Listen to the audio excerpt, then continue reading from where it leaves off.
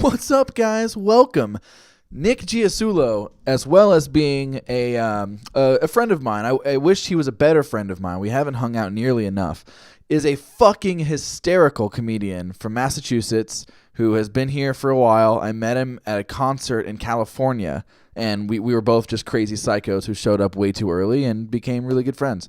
So, fuck it. See, there we go. We're really good friends. God damn it. Anyway, he came over. He brought some amaretto and Bud Light. And we got pretty fucking drunk, man. This is definitely the most intoxicated I've ever been on a podcast. He's wonderful. Make sure you check him out anytime you can. He's always out working, killing it.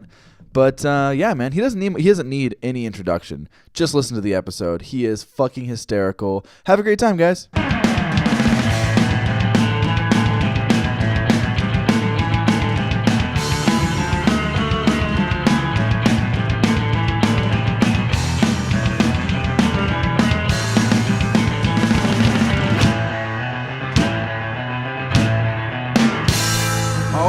Welcome to the show. Cheers, my friend, as well. Cheers. We started on some fucking beers. Crack open a cold one. I'm really happy to see you again, man. It's been a while since we've actually hung out and talked. Yeah, I'd say since the night we met, really, as far as hanging out and honestly, talking. Which was at the Frank Turner Get Better showing, right? Yeah, the movie premiere. That was fucking wonderful. It was a nice night to meet. Right. I was standing in line. I drove 5.5 hours by myself to be there. And I was standing in line, and just two people in front of me who I'd never met. And I'm like, I love Frank Turner people, so I'm like, I'm going to talk to somebody today. For sure. And then I heard Alicia say, back to Tempe. And I was like, Tempe, I'm from Tempe. What's up? And like, just latched onto you guys like a parasite. So. Dude, no, that was so much fucking fun. I remember, like, I don't remember any of the jokes that you made, but I remember that you made me laugh a lot. Yeah, no, that's just conversation, you know, man. That's yeah, no, that was a really good time. And that was a lot of fun. And then you told me that you were a comedian, and I was like, oh shit, man, let's fucking. I want to talk to you. I wish that I had more comedians around me. Yeah, because my whole life is obsessed. I'm obsessed with comedy. You know what's funny? I have on my phone a voice recording of me asking Frank that question about quitting your day job. Oh, and pursuing really? Your dream. Yeah, and you guys, you're in the laugh track, you and Alicia. Yeah, man, that was so much. Frank Turner, for people who don't know, is a musician, singer, songwriter who we're both really enamored with, and it's one of those people who you just like. Everyone gets obsessive over. I would fuck him. Yeah. Oh yeah, no, he has zero casual fans. Yeah, no, it's true. It's zero casual. True. You don't know him at all and you don't care, or you fucking love him. Yeah, that's absolutely true, and I love that to hell about him. So we had right before we came on the podcast, we had what you called a Dr. Pepper. Oh yeah, we can do another one on the air. Okay, which is what? Some point. It is a shot of amaretto, dropped into any light beer of your choosing, and chugged like a Jaeger bomb. Got it. And when you tilt the cup back and you get the last of it, you really just like you're drinking a soda, Dr. Pepper. Nice. And it was surprisingly really easy to drink too. Mm-hmm. So and I'm not a big liquor guy too. I could sip on like ginger ale and fucking Jameson. Nice. I can do that all night. That's an easy one. I feel like that's a clean drunk. Yeah. When I get drunk off of just sipping a few of those, I feel clean. I feel nice. I don't feel heavy or foggy. Yeah, I like Captain and Coke, but then I realized that the reason I like it is my dad, and I'm like, I fucking hate Captain and Coke. Oh, man, that sucks. No, but they're delicious. The older I get, the more I see. Like I'll be in some kind of socio-political debate with somebody, and then I'm like, oh, I feel like my dad. Like that's not like it's real. I mean, I love my dad more than anything, but at the same time, I'm like, fuck. I'm only 24. I feel like a fucking old man in this argument. Right. I love my dad too, and sometimes I'm like, why? Why do I love my dad so much? Anytime you find yourself falling into a like debate where your stance is pull yourself up by your own bootstraps, you're immediately like, fuck my dad. Yeah. No sympathy, dads. Dads have no sympathy. That's my dad on any social issue these days. So where are you from exactly? I am from a place called Billerica, Massachusetts. Got it. But I had to try really hard to pronounce that because everyone there just says Bricka. Bricka. Okay. Billerica. We're from Billerica. Got it. It is right next to Lowell, Massachusetts. Okay, which I've heard of. Okay, obviously. You've seen The Fighter with Mark Wahlberg? Oh, fucking yeah. Huh? That all was shot in Lowell. My girlfriend's from Lowell. You met her briefly. Mm-hmm. And I went to UMass Lowell. I lived there pretty much most of my life. I lived 1 year with my dad in Florida, but the rest was all there. And then I hopped over here. What's Florida like, man? What's it like living in Florida? Oh my God! I hate Florida. I think it would have been better if I was 21 because I was 19. I didn't know anybody. I was going to community college. And like the one time I smoked weed with people I went to college with, like the amount of looking out the window they were doing, I was like, where the fuck am I? Like, why are you guys so scared? And they were like, oh, you'll be fucked if they like catch you smoking weed. Really? So I smoked weed one time in the year I lived there. And I was like, I'm never doing that. Wasn't even fun. I spent like, I was paranoid starting, and then I got stoned. It was more paranoid. Now, that's how Vegas is too, right? It's very I've strict. never been. I've heard, okay, I haven't been either, but I've heard that almost to compensate for their lax laws on everything, they crack down super fucking hard on drugs. Because they have to make it up. Yeah, I mean, it was just no fun because I couldn't drink. And yeah. Florida is crazy. Every time I was just talking about this on another podcast recently. It's like, I've been there for 2 or 3 times because living in Ohio, it's not that far away, and that's like where our friends were, and that's where Disney World is. Yeah. But it sucked every time I was there. Right. So all Orlando? Yeah, Orlando. Yeah, that's the only place I've been. We were West Palm Beach is where my dad lived. Jupiter, it. Florida. Got it. And there was a chick I knew in high school who I knew she came from Florida. That's all we knew about her. And I was in the local band scene, like hanging out, and I had sketchy ass friends like everyone does. Yeah. And my friend Dom was obsessed with this chick. And then one day she just like they had a big fight and she disappeared and never saw her again. And I was like, hey, what happened to Erin? Wouldn't talk to me about it. 4 years, I want to say, after that, I'm visiting my dad in Florida. I go into a Dunkin' Donuts, and there's this chick who looks so familiar. And I check her name tag, and it says Erin. And I was like, have you ever been to Billerica? And she like literally dropped a coffee and got like scared. Really? And then like started sobbing and like came and talked to me later. It was her. She was from Jupiter, Florida, where my dad moved. I couldn't. It was one of those like the world is way too small moments. That's crazy. And then she was. I was living there at the time. She was like, "Get the fuck out of Jupiter. Why do you live here? Like, go back to Massachusetts."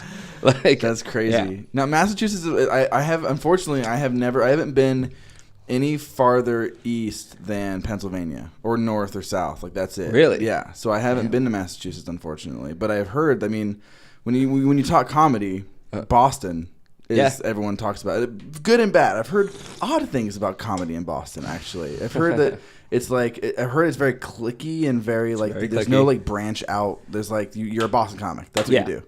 Right. I met one guy who had social skills doing Boston comedy. And I remember we had a show in Maine, and he was about my age. So the day I met him, let's start there. I'd been doing it for about a year, and I was getting good. You know what I mean? I was like having some good open mics is like the best way to say it. And I'd never seen this guy before. And, he just said, you look like a young Italian guy. You look like me. And he went up, and we're in front of all these people in like Cambridge, Massachusetts. And he goes up and he's doing all these jokes about college and, friends and parties. And like no one's vibing with him at all except me. I'm like, that's hilarious. And so I went up to him after and I was like, hey, man, you were really funny. And I kept talking to him like, yeah, keep it up. You know what I mean? Like trying to talk him up. He'd been doing comedy for 5 years and he was working on new stuff at an open mic for the first time in a while. And I was like, oh, okay, I have a lot to learn from you. Never mind. Yeah, no, for sure. Is it more beneficial to have people compliment you after a set, or is it more beneficial for people to be like, The greatest thing that can happen to you is the person you want attention from will not speak to you at all. Got it. And you know what? There's a Phoenix comic who does it like a goddamn champion, and his name is Anwar Newton. Yeah, I friended him on Facebook. I was looking through like Phoenix comics, and him and the guy that he always does shows with, whose name I don't remember. I friended them both, and I was like, okay, you guys are really fucking popular, and I want to follow you around and see what you're doing. I don't think I've seen him. I went to a stand-up live like showcase of a bunch of comics, and they all killed, but I don't think that he was one of them. Right. Was that a New Faces show? Yeah. If everyone killed at a New Faces show, you got very fucking lucky. Really? New Faces is brutal, man. There was one guy who was like a cop, and he was like, he was okay. Cop. He used to be a cop, and all of his jokes were about being a cop, and he was like, okay, even older, obviously an older guy. But everybody else, we went because Jen Capatti was there. Oh, okay. And she killed. Oh, so she's hilarious. But there was an MC who was doing it, and I don't fucking remember his name, but he was hysterical. The hosts are usually really funny, and there's always, a couple great comics who are there because it's a great room, and you want to try it out, and, try out some new material and $6 Bud Lights, fuck you. Oh, my God, the 2-drink minimum. But the problem with New Faces is they put on about 20 comics, right? Yeah. And About half of them, you'll never find them at the open mic at the bar down the street. They only go to these premier clubs like once a month. They bring 10 people to get on stage. That's the kicker. You got to have bringers to do the New Faces show. And when, like, even if you're doing great once a month at every New Faces, you're not finding out if you're good at comedy. You're inviting your friends to come laugh at the stuff you prepared. Yeah. And if you're good at delivering the stuff you prepared and you've got at least 10 plants in the audience, you're going to do pretty good, even if you're a terrible comedian. Yeah. So I got to host New Faces once, and they've never called me again. Damn. But that was like, when you get to host New Faces, it's fun. And you got all these people who, like, they don't check out the comedy scene enough to know, so they look up to you like, hey, what advice can you give me? And I'm like, I'm a failure. Why are you asking me this? But the advice I'd give them is very honest, like, stop coming here for 2 months and spend the next 2 months going to bars and trying to make 6 people who didn't know there was going to be comedy laugh. Because that's how you get good. That's how you get good, and that's how you bomb, and that's why bombing is a good learning experience. See, stand-up comedy appeals to me. You good? Yeah, we're going to talk about this. Okay. Stand-up comedy appeals to me in so many ways, and I'm obsessed with it, and I'm always, anytime I'm watching a comic, like the new Tom Segura special, it's fucking brilliant. I haven't watched the new Tom Segura. I mean, I listen to his podcast, too, so I'm, like, really into the whole, like, Rogan, Segura, Diaz, like, camp. Like, that's the shit that I'm really into. And he kills it, but I remember, as I'm watching it, as I watch pretty much any comedy special after I was like 15, is I'm paying attention to why this joke is funny, the rhythm, the cadence, the way he looks at you, like every single little thing. And I'm obsessed with comedy, but it's scary. I can stand in front of a bunch of people with a band and make an ass out of myself. Yeah, I have no problem with that. But stand-up comedy, like, to even be like, nope, not gonna happen, because you know you're gonna fail. It's one of the only things you can do. Yeah, you're gonna fail. Know you're gonna fail. Absolutely. I was way more nervous playing music in high school. Really? But I didn't have a single friend who was a good singer. And we made a band with a really shitty singer. That always scared me more than stand-up. Stand-up, I just felt like, if I make an ass of myself doing stand-up, there's people in the audience who are going to judge me and, you know, have shitty thoughts about me. And all I can think is, I am way funnier than the person judging me. If the person judging me for looking like an ass on stage got up on stage, they would look 10 times worse. Guaranteed. Yeah, for sure. So that's always been my, like, fuck it. You know, you're an asshole if you judge me. That's you said you wanted to talk about the salt lamp. Oh, this is the Himalayan salt lamp, yes, right? I have one. And I love these things. This is... my girlfriend bought it because she read that it would calm her anxiety. I was about to say, has it cleaned up your thought process? No, I think that's bullshit. I do think that's bullshit, but I think I love it too. That's the other thing. Like I look at their marketing scheme and I'm like, you're full of shit. Yeah. But it's a really cool lamp. Yeah. I have a friend back home. This is gonna get dark for a second. I have a friend back home. She was huge in the local band scene, and her name was Lindsay. And I almost said her last name. I'm not gonna do that. Okay. But the last time I saw her, all the bands from when we were in high school got back together in Billerica, Massachusetts, and they put on like a reunion show, and it was like every band we saw like every 2 weeks, like getting back together for this one show. And I saw her, and like we were always in the friend group, like her and I argued all the fucking time. You know what I mean? Like I'd wait for her to say something I could argue, and she would do the same thing. I have friends like that. And then just be like, "Oh, fuck you, Nick," and like she'd come after me. For sure. And we just had like, I hadn't seen her in years. This was like, I had already graduated college at this point. I hadn't seen these people since high school. So I caught up with her, and we talked for like an hour while there was one band from New York on the reunion show. We sat out in the lobby, and I kicked it with her and this kid that stole my bike when I was a kid. I wasn't even mad about the bike anymore. But the three of us, we just talked. What a fucking small world, right? I wish I knew the kid who stole my fucking bike. Well, he admitted it like at the end of high school, and he stole it in middle school. And I was like, I don't give a shit. Okay, your life sucks. So I'm for better than you. So the three of us kicked it, and it was like a great night. And then I moved out here, and about a year ago, around the time I moved out here, her boyfriend beat the shit out of her, and she was in a coma for a year. They thought she was going to die in a coma, and she recently woke up. And she's like, she's like using her own Facebook page again, and it's like beautiful to see just her sharing something. You know what I mean? Absolutely. But they made this thing called Go Orange for Lindsay, and that was like the hashtag to raise money because obviously she was out of work. There was medical bills. Yeah. That piece of shit. I think he got, I want to say 13 years in jail. Finally. That's good. 13 years I wish it was worse. No, absolutely. But 13 years for domestic abuse is really good. Yeah.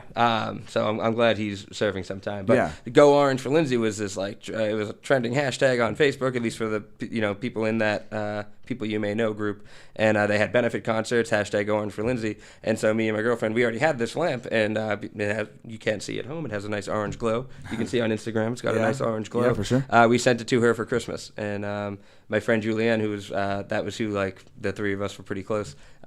She put it up in her hospital bed.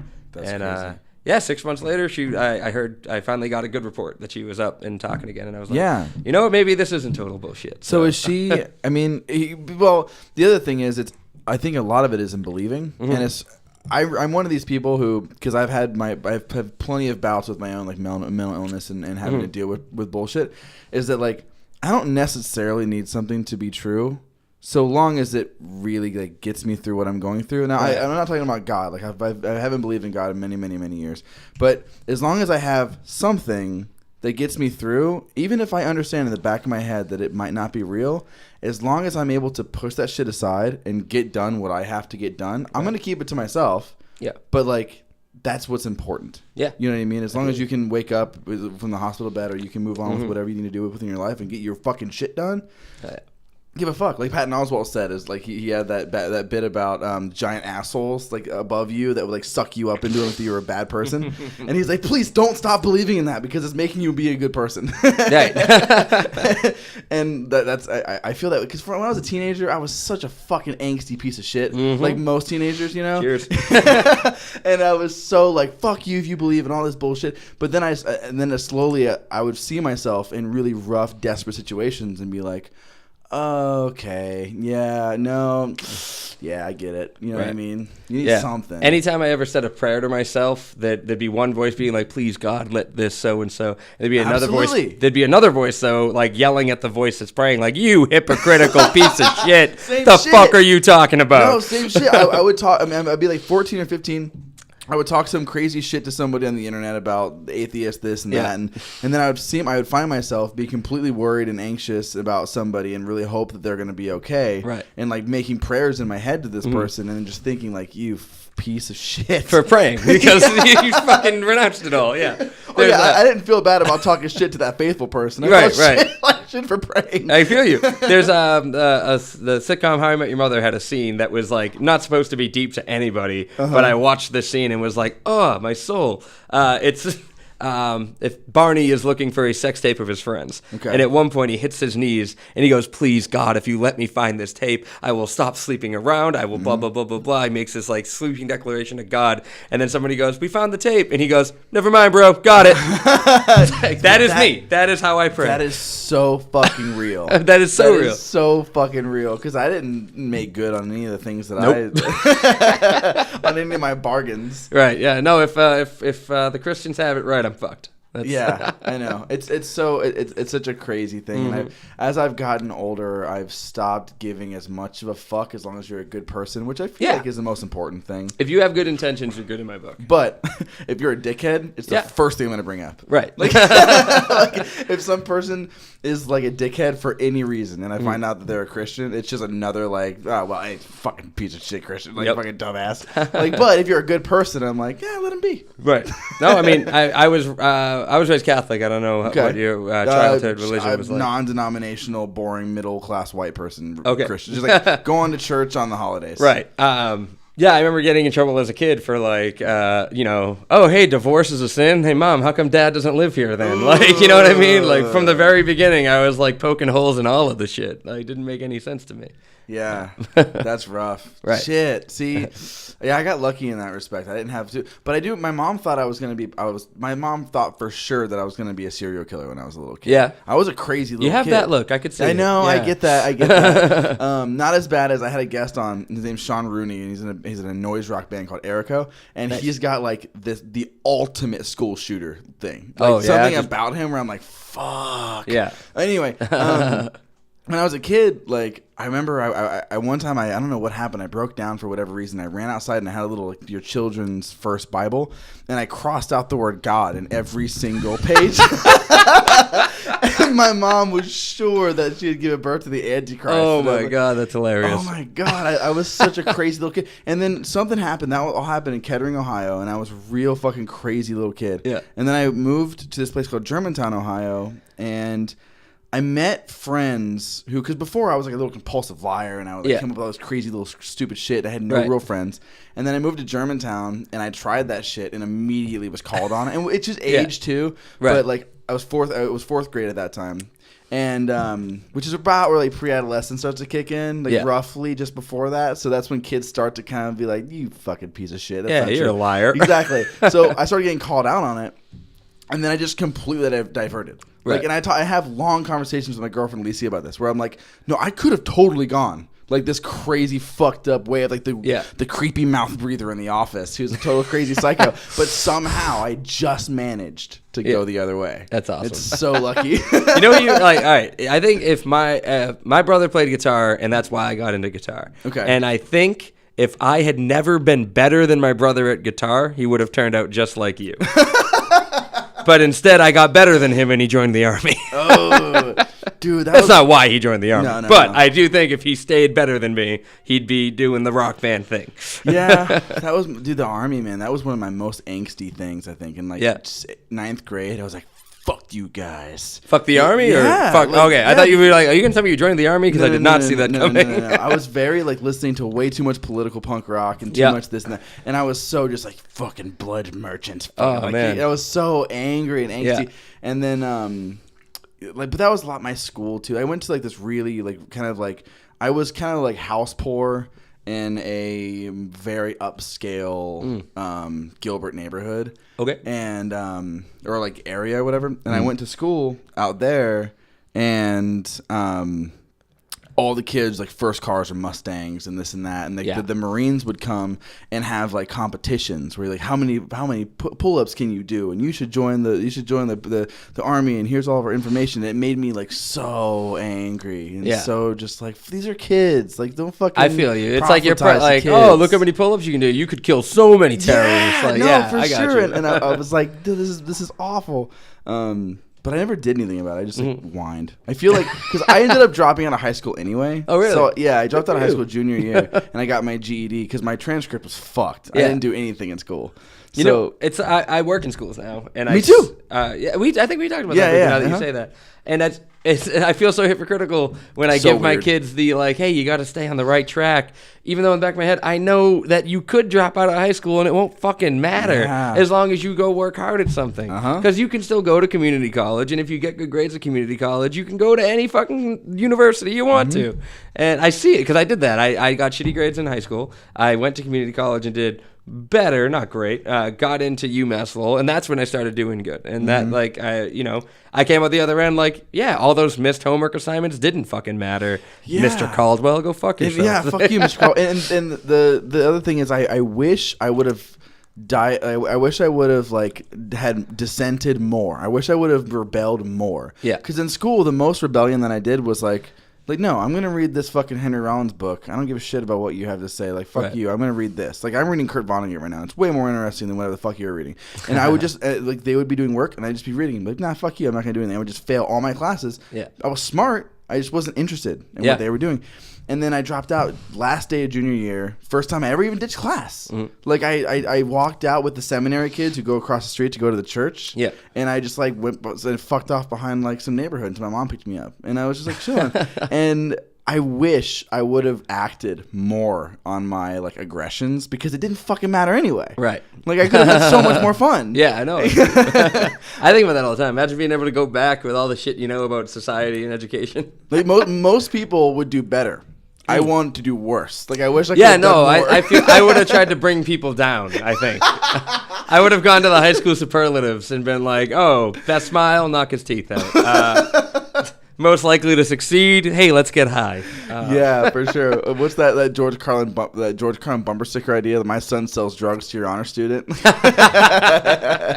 Oh, man. Fucking That's who really lit the fire of comedy. But okay, so two things. One's very bad. One's I think is cool. So one's very bad. The first time I ever really got truly obsessed with stand-up comedy was the Blue Collar Comedy Tour. Ooh, that is bad. That's the bad one, right? Yeah, that's bad. That's the good one. I'm leaving. That's the bad one. I was like 4th or 5th grade. Like, I was fucking dumb. I was from a stupid farm town in Ohio. Yeah. Everyone's like throwing the N-word around like crazy. Like, I was from a really, really same with Bricka. bad fucking part of America, man. Yeah. Intellectually. And then 14 hits, the angst starts to fall in, and I discover George Carlin. Right. And then it was fucking over. Yeah. Like, George Carlin was one of the most influential people in my entire life. Hell I never yeah. met him, but he died Hell right after I got into him. Oh, man. See, the most right influential afterwards. for me was Louis, and he died Really? recently, too. I feel like I can't even talk about it. Oh, shit. I was just listening to Rogan talking about that, too. Oh, man. Well, I didn't have any listen to that. Well, he was talking about it with Tom Segura this last week, and he was just talking about. He talked about it a couple times. He was just talking about how he's going to come back and be just fine. People are going to be pissed off or whatever. But the thing about Louis is, like, he did shit that was, like, obviously bad, and there's no excusing it. But at the same time, it's just so humiliating. And so, like, all the work's done for you. Like, he's already fucking ridiculously humiliated. I think it should be like a sentence. You know what I mean? He's not going to do anything for the next however many years. And I think partially rightfully so. You know what I mean? Like, you totally fucked up. And not only did you fuck up, but, like, this conversation's not new. Like, people have been talking about this for a while, and you never sacked up. And, like, then there was this article that was like, hey, no, this really must have happened. And he was like, I'd like to take this moment to apologize. You sack of shit. You fucking rode this success wave, and you didn't address this all back then. So, but on the flip side of that, I do hope at some point he comes back and is okay, because how does the country and the culture and the society heal if there's no coming back from any of it? You know what I mean? Like, and go ahead. I was just like, if it was like a prison sentence, the goal of a prison sentence is rehabilitation and re-entry into society, right? So if, you know, Aziz being too pushy with this girl and Louis being way over the line and, like, assaulting these women, if there's zero coming back from it, they're dead to the world. If you like them, you're dead too. Like, what does that heal? What does that help? The Aziz thing is the weirdest, though. I feel like sure. Everybody, it's the vaguest. The and best it's the article weirdest. I read about it was an might have article read the that same said one. that article was shit, and it was like, Aziz was wrong and should answer to that, and should answer to that woman, and should be better moving forward. But that article had distracting details, like I guess the Babe article said, like, he brought her white wine even though she wanted red wine. Oh, weird. And it's like, what does that have to do with the bigger conversation, man? Yeah, that's the Aziz thing. When I first heard about it, I don't know. I don't know enough about it to really speak on it. But like, wasn't he acting like a creep fuck before she went over to his house? What I read was it started off like a flirty, like, hey, maybe something will happen. And then as soon as she entered the house is when he was like, well, I got her home. I guess it's going to happen. Put my hand on her throat. Yeah. And you know what? I couldn't help but picture the whole thing happening as Tom Haverford from Parks and Rec. Come on, baby. And it's like, well, of course you knew he was going to act like that. Parks and Rec told you he would act like that. But the truth is, I know he's a weird one, man. But the thing with Aziz is I love him on Parks and Rec. Yeah. I think his first special is fantastic, but I don't like the other one that he did after that. And I kind of like. Was that Madison Square Garden? I think so. Yeah. I like the first one, the intimate moments or whatever. The one where he talks about the Sonic Forest and going to Burning Man and shit, and Kanye West and all that. That is fucking gold. Right. Maybe I need to go back and listen to it. I don't know. The Aziz one is weird, but I'm nervous. It makes me nervous about, like, what am I gonna see? What am I gonna see next? And more importantly, what would we know about past celebrities had Twitter been around? Like that's the other thing. Like, if what Aziz did is worthy of this much attention, then more than half of your celebrity icons have probably done worse. Yeah, and that's true. I don't know. You want to talk about the Rolling Stones? You want to talk about Guns N' Roses? Right. You know what's funny? I was me. just listening to Walk This Way, and I was like, what did you do to that high school girl, Steven Tyler? Like we excused so much shit. And the culture now is so much different. My parents, and I'm sure you have a similar story or understand a similar story. My parents were, my dad was a senior with a cool fucking with a cool muscle car. My mom was a freshman. Yeah. And like, you do that today, and like, that's like you okay. Let's say you went to the same school as a senior and a freshman, but you weren't dating, you met afterwards, whatever. But you're dating a freshman as a senior. Back then, I hear stories about that in the 70s and 80s like crazy. Yeah. That's totally acceptable. Right. And there's nothing wrong with it. There was kids doing that in my high school, though. But like today, let's say you're a senior now. Yeah. And people find out that you're dating a freshman. That's 18 and 14, possibly 13. Yeah, it's unreal. That's I remember I had a fucked. friend until he did that. I was a sophomore We all and he have. was a senior. We worked at the same grocery store and he had a car and I was like, well, I need rides places, so we're friends. And he had a sister my age, I remember, and he started dating this girl that worked at the same grocery store who was 14 and he was 18 and I was 16. And I just remember looking back like, I just remember thinking like, it wouldn't be that bad if I dated her. I think it's kind of weird that you're dating her, and I just feel like you could be doing more. And he was, he got like mad at me and was like, "What, you saying I'm a creep?" And I was like, "Yeah, kind of." Yeah, that's weird, man. But I mean, culture's changed so much. I mean, think about Elvis Presley. He was like a 30s. He was dating a 14-year-old girl, or marrying like a 14, 15-year-old girl. Like can you fucking imagine if you took someone today who's in there like who's a star like Johnny Depp? Yeah. Or I mean, I was gonna say John Mayer, but he kind of did that. You take someone like Johnny Depp and you like pair him up with, I don't know, like one of the chicks from some like really popular Disney movie from today. Like that shit, that would be worse than what you think. Woody Allen's bad. Yeah, I mean, that thing just kept me. popping into my head, but I don't know enough about the details of Woody Allen. Well, Woody Allen married his wife's daughter of a previous marriage. Yeah. Which is weird. fucking weird. Right. But Like not as bad as Johnny Depp dating like Chloe Grace Moretz like 5 years ago. Agreed. How do you fucking... Yeah, some people might think it's weird, but I'm going to do it. Like, it's your fucking ex-wife's daughter. What are you doing? Oh, current wife. Yeah, exactly. Ex-wife's daughter. But oh, my God. that whole thing. And I remember when fuck, I don't remember her name, but it was Mia Farrow. It was Mia Farrow or her daughter. I don't remember which one's the wife. It was Mia Farrow. I don't either. What's coming to mind right now is the daughter worse. Like, hey, Mom, I'm going to fuck your boyfriend. Oh, that's rough. But the really, yeah, that's bad. But I remember like hearing all this kind of this shit about like him being. I mean, look, obviously he had to have been a piece of shit. There's no way you're like a centered, normal, or not even normal, but like non-aggressive, non-victimizing senior citizen.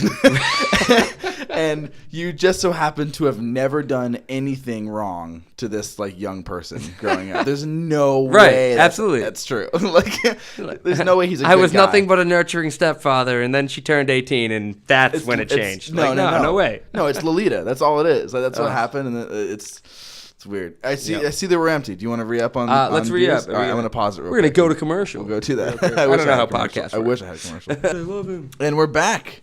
We're back after a nice little amaretto and Bud Light. Yeah, his dog mouth raped me. I don't know. Okay, so this is actually perfect because I want to talk a little bit about Mouth rape? what? What? About Go what? on. Nothing. Nope, I didn't say anything. Okay. What is it like? Okay, let's see how interesting I can make this question. What is it like being a Phoenix or being a comedian in Phoenix?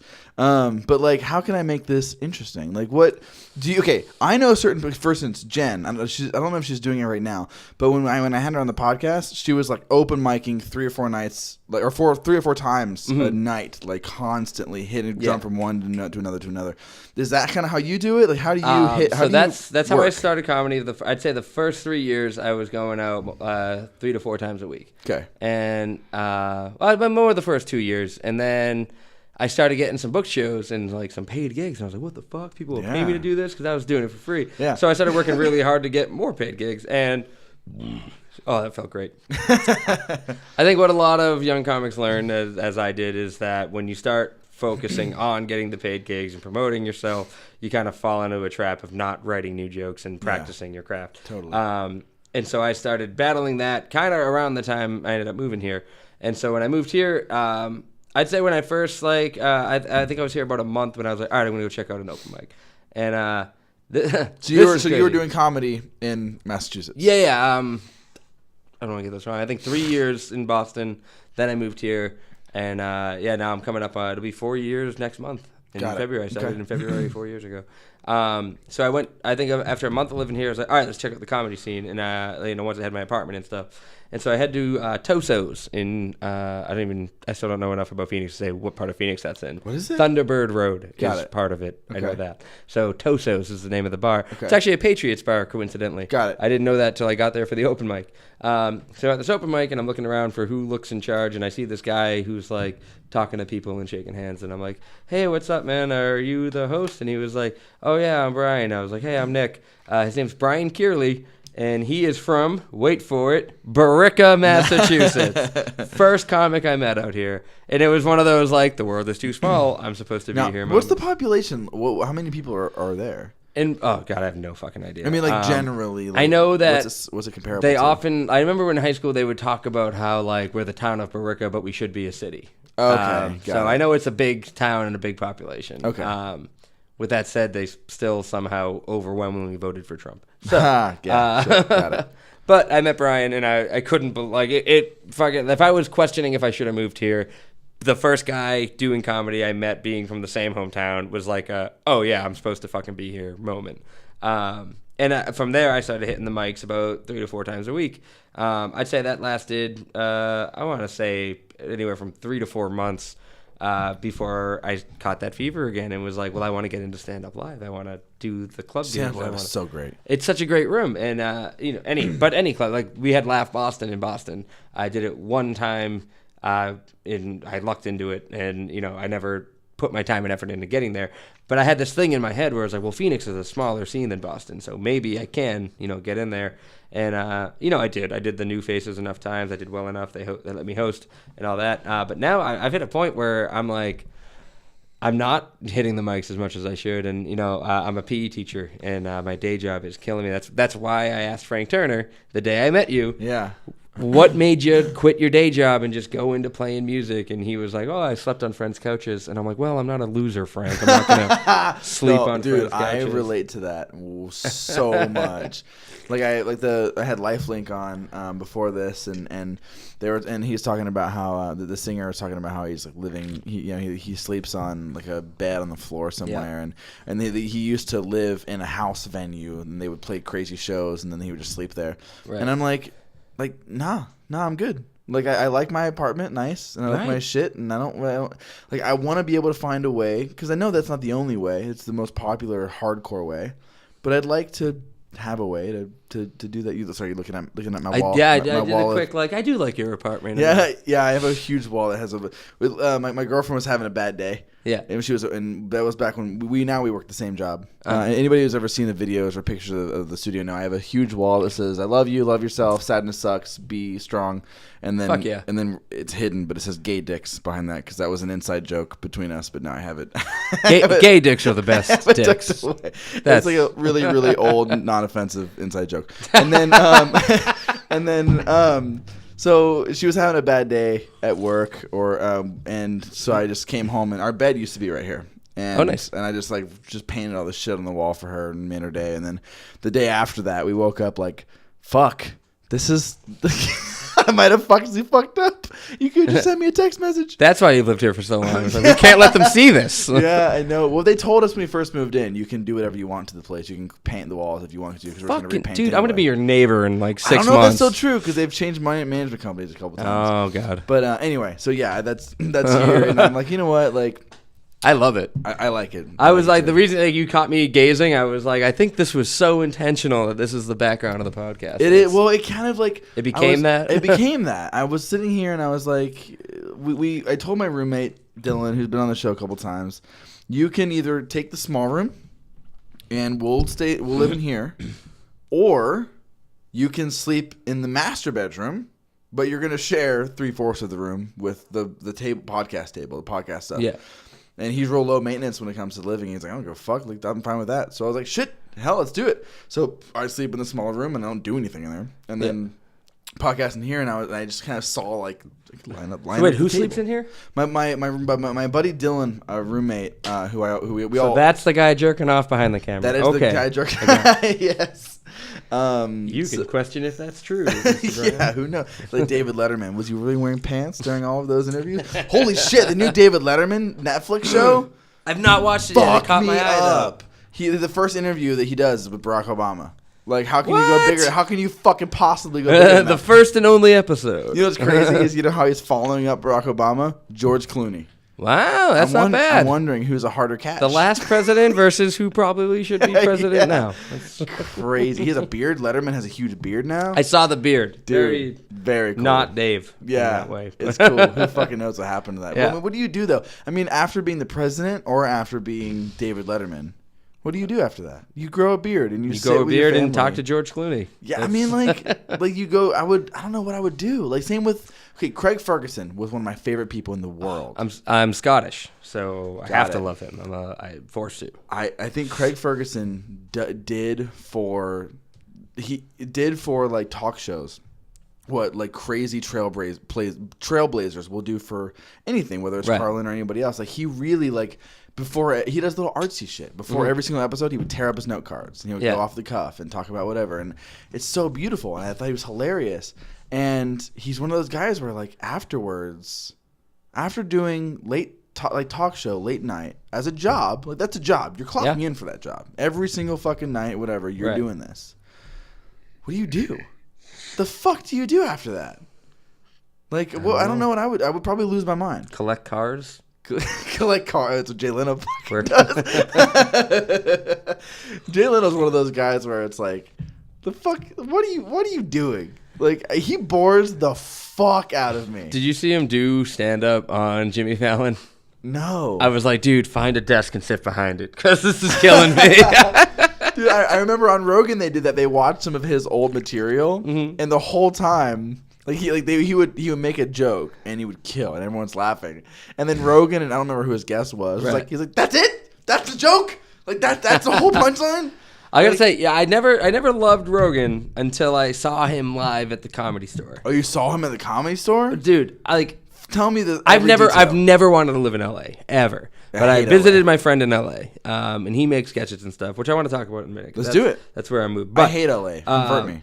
So no, I'm still here, ain't I? Yeah. I'm not trying to go there, because it's like my buddy. He lived in a leaky 2-bedroom apartment for $1,000 more than I was paying for my 3-bedroom house right now. Renting. I'm not successful. So I'm renting as well. don't go. But fucking, so we just went to the Comedy Store Wednesday night. $10. There's comics. That's all it was. There was no, this is the headliner. It was, hey, Wednesday night, people are trying comedy. That's why I want to go to the Comedy This Store. was new faces for LA's Comedy Store. TJ Miller, David Spade, Joe Rogan, some chick. Like, just, but like, dude, like, I wish I wrote down who I saw that night. I didn't know we were going to talk about it. There was, I think Todd Barry was there. Todd Barry. Is he good? I haven't watched his special yet. He's dry, but he's dry, but he's good. Okay, he's so fucking good at being Todd Barry. Got it. Which is I say the same thing about Jack Black. No one is better at being Jack Black. You know who Jack wants to be Black. Jack Black really bad? Me? Chris Pratt. Oh, okay. I see that. I love Chris Pratt, but the more you watch... Okay, next time you watch an episode of Parks and Rec, think Jack Black. See, I agree with you, and I think like he was like, maybe I'll be the next Jack Black, maybe I'll be the next Jack Black, and then they were like, do you want to be the next superhero? And he was like, fuck Jack Black, I'm getting a six-pack. No, yeah, once he like got successful, he dropped it. But if you watch it, I totally agree with you. The first 4 seasons Yeah. of Parks and Rec, it's just a Jack Black impression. Absolutely, yeah. No, I agree. I don't know about impression. I think they just are similar. 'Cause, I'll fight you over Chris Pratt right now. I love that Chris man. Pratt. I fucking love Chris Pratt. Yeah, good. We're on the same page. That outtake where he jumps the table and he slams his suitcase up against the light switch and breaks the light switch, and Rob Lowe's like, "That's fucking hilarious." That's so fucking funny. Yeah, dude. Parks and Rec. I'm Parks and Rec over Office. Parks and Rec is fuck my yeah, shit. absolutely. Like I get well, first of all, when people are like, well, they stole that from The Office, like, okay, well, The Office stole that from The Office, which was a show in Britain. Like, yeah, good point. But no, that fucking I love Chris Pratt. He gives me faith that I can actually get in really good shape one day. Because he was a chunky man. Yeah, he was a chunky, funny guy. Yeah. And I'm sitting there like, I got man boobs. Maybe I'll be Star-Lord one day. Who knows? So, dude, somehow Chris Pratt The best thing is that he explained away, and I'm sure you remember the episode, the beginning of that season after Guardians of the Galaxy, so I think it was Rob Lowe, like, wow, you looking really good. Or no, it wasn't Rob Lowe, it was Ben. It was fucking Ben. Ben was like, wow, you look really good. He's like, yeah, I stopped drinking beer. And that's it. That's how they explained away him suddenly looking gorgeous. Yeah. He was just like, yeah, I stopped drinking beer. No, I've always wondered. And I'd have to, I don't know. I've never, this is a Google answer. I could find this out if I Googled it, but I've never Googled it. And I've always wondered it. When him and April get married in Parks and Rec, he says, I'm the luckiest man in the galaxy. And I don't know I don't know the timeline on when that happened and when he was Star-Lord. He was definitely Star-Lord. He had to be, right? Was. Like, you know that for a fact? No, I don't for a fact. It's but you feel like there's no way it's a coincidence. I feel like that was the right time because he got married to April in season 6 or 7? Oh, way earlier, I think. Way earlier? How many seasons are there? 7. Oh, way earlier. Way earlier. Because they stay married for a while. So we got the Google fact check going. Yeah, we do. Fuck yeah. I've always wondered this, dude. I'm going to get so excited just to know one way or the other. I don't care how it goes. So just riff for a second. Well, you know what? I'll go back to your original question about being a stand-up and getting out there 3 to 4 times a week. Jen Capati's doing it right. If you want to be a stand-up comic, go out 3 or 4 times a week. I am not a role model for what a new comic should be doing right now. Because I've got too many different things on my mind. I want to play music and act like the next Jack Black. But I'm a fucking full-time teacher, and I live with my girlfriend, and she's a teacher too. So much of my time gets eaten up that I don't practice guitar. I don't practice singing and writing songs. I try to write writing new jokes is where my time goes. I want to act. I want to write scripts. You've got a thing. Let's hear it. It's a coincidence. It's a coincidence. He married April. Guardians of the Galaxy was 2014. Mm-hmm. The fancy party episode where they announced they're getting married, 2011. 2011. Yeah. He didn't even know he was getting casted. That's fucking amazing. I've always known in my heart it's amazing. I think I didn't want to Google it because I didn't want to find out that it was a cheap get it because I'm the guy in the galaxy. Yeah. That's no, fucking. That's a 3 Who year uses the word galaxy? That's a good point. That's not my go-to word. Dude, Marvel was watching and was like, that guy said galaxy, let's cast him. That's unreal. Oh, my God. But that is crazy, though. I wonder how long after that episode aired he got approached to be in Guardians of the Galaxy. I know. You know what, though? He probably doesn't even fucking remember the line. Because it's just like his job. Yeah. So, I completely lost where I was going to go. But that's okay. Have you seen Jurassic World? Is it good?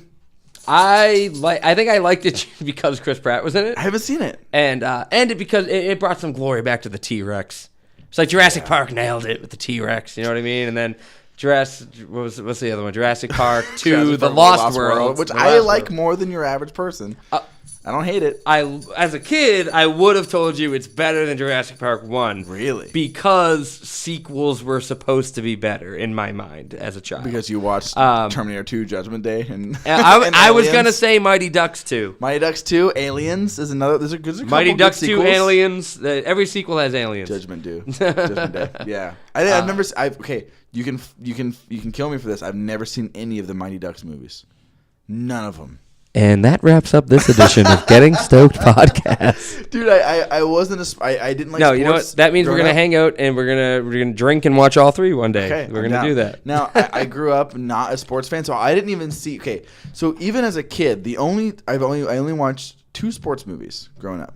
I watched Space Jam because Space Jam's amazing. Fuck yeah. And Like Mike.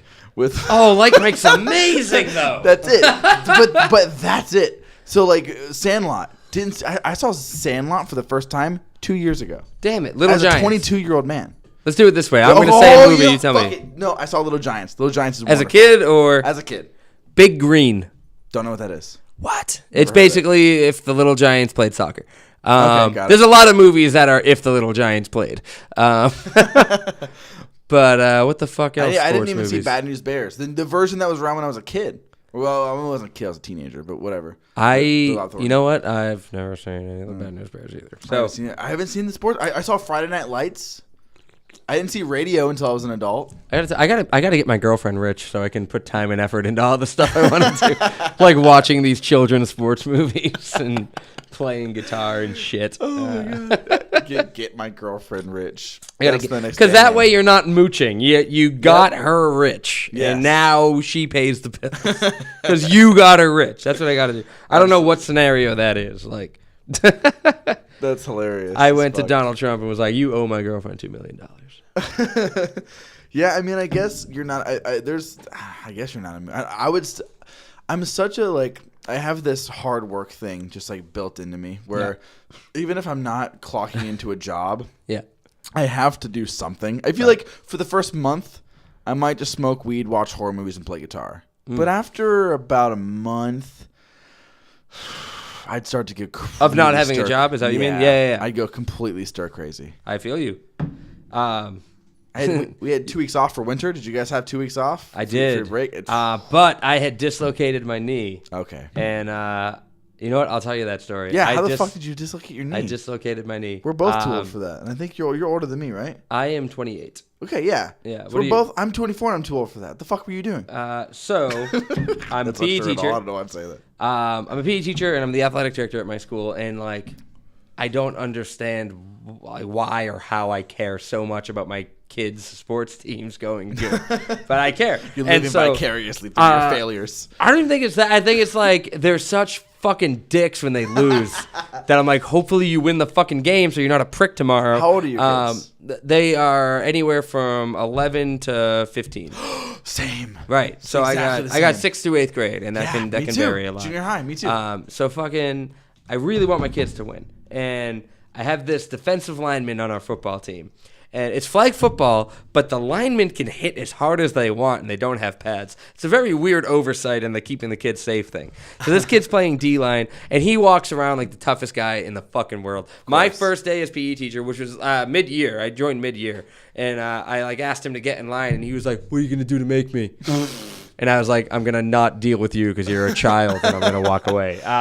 But he's like acts like the toughest kid in the world. So what he would do during the games is he would run full speed, and then right when he'd get to his blocker, he would completely stop running, put his hands on the guy. I hit the microphone. You're good. Put hhis hands on the guy, and then start running again. And I was like, Eddie, no, you gotta run into him and hit him, and then get past him. And he was like, no, it's not that. He's just trying to act like he's not scared to hit the guy. Yeah. And so we're at PE. This is not a game, and I'm like, Eddie, don't be scared. Watch. And I'm going to demonstrate how to blitz on a quarterback right now with nobody. I'm not hitting anybody. I'm just showing how you should make the move into the line. And as soon as the ball hikes, I leap off of my right foot and I stumble. And when I stumble, I try to keep my balance because I don't want to fall in front of a bunch of middle school kids. And I put way too much weight onto my right leg, and my knee pops right out of place, and I hit the dirt and I roll. And all I'm thinking is, the last thing I said to this kid is, don't be scared, watch me. So I roll, and I'm on my ass, and my leg is out straight, and I can't move it, and I'm just like, don't act hurt. And so I look at Eddie, and I was like, see, fell down, totally fine. Now go practice. And he was like, all right, coach. And he runs off with like the rest of the football team to go practice. I look over at the girls coach who's on the other side of the fucking field, and I'm like, I need fucking help. I was on crutches for 2 weeks leading up to break. And so I spent my break on my ass, ice in my leg, smoking weed and drinking beer. Working with kids, like, and I don't want to be cliche, and I don't know how it is for you, is ridiculously rewarding. Oh, I absolutely. Really enjoy it, and I know everybody and their fucking like mom and aunt say that, but it really is like, especially I've made a point to like not talk about exactly what I do on the podcast, but I work with troubled kids. Right. Is what I'd say. And especially that population is so fucking rewarding to work with. I really, really enjoy working with kids. And and I don't know about you, your kids, your population of students is as possibly different from mine as could probably be. Yeah. But they don't understand like pop culture from even fucking 10 years ago. Oh, absolutely not. Like, no. I have students, a majority of my students who are the same age as yours, don't fucking know Harry Potter references. Oh, shit. And I'm like, what the fuck's the matter with you? Mine do, because they bully a kid and call him Harry Potter. So I know that they know who Harry Potter is. But, like, there's things like Harry Potter or even Hunger Games or like, there's little things from just 5, 6, 7 years ago that they don't have a frame of reference of. And I'm like, damn, I didn't realize that much time has passed. Yeah, my kids are way West Phoenix. And, I mean, yeah, they deal with poverty issues is what really the most. My kids, you know, there's some fucked up stories. But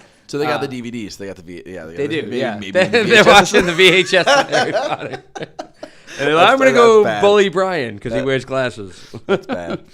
Dude, I have this really fucked up memory of being like 6 and living in Kettering, Ohio, and my friend, his name was Sully, and he lived like caddy corner to me across a chain link fence, and I would go to his house, and he's one of these kids who I want to ask my parents about in retrospect and be like what? Give me the full, because they wouldn't always let me hang out with him, and that means there's a story, right? And I don't know it.